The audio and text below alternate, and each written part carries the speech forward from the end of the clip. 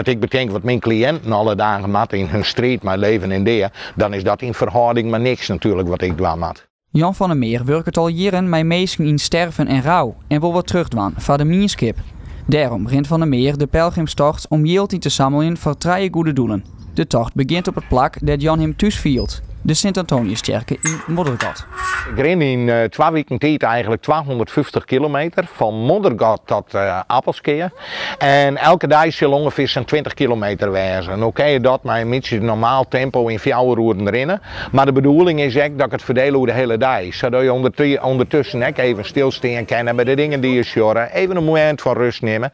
Bij de tocht rennen op verschillende momenten meestal mij. Zowel Van der Meer, verbindingsziekje en hypertegingen. Dat kan nu van alles wezen. Daarin heb ik een aantal nijbesteden mij van mensen die ik begeleid heb bij het afskiën. Die rennen ik mij. Dus dan is het ook hoe het leven en hoe het erin stiest en hoe het leven ervaart en wat het is om te rouwen. Maar ik hoe andere dingen kan het houden, het gewone dagelijkse leven, wat je bezighoudt, wat je leuk vindt, die hobby's, die bezigheden. Alles ken, niks is uitsluiten. Degenen die het mij rennen, die bepaal ik het onderwerp waar we toe gaan. Van der Meer gaat zelfs ook een regenperiode terugmaken.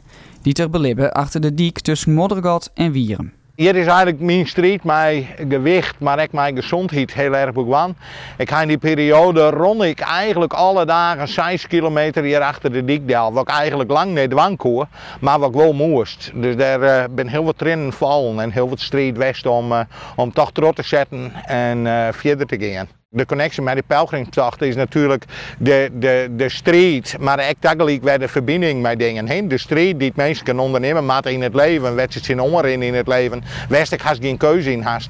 En tegelijkertijd ben dat soort plakken, wist dan komst en wist die strijd leveren hast, wordt dat plak ook een plak van verbinding, altijd. Elke donatie draagt Jan symbolisch maar hem mee. Alle mensen die doneren, daar wordt een eigen lied steentje voor maken met hun namen erop.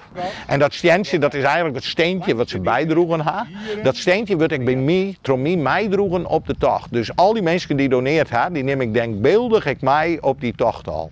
De tocht vindt plaats van 21 oktober en 2 november. Doneer je of mij rennen kan nog altijd.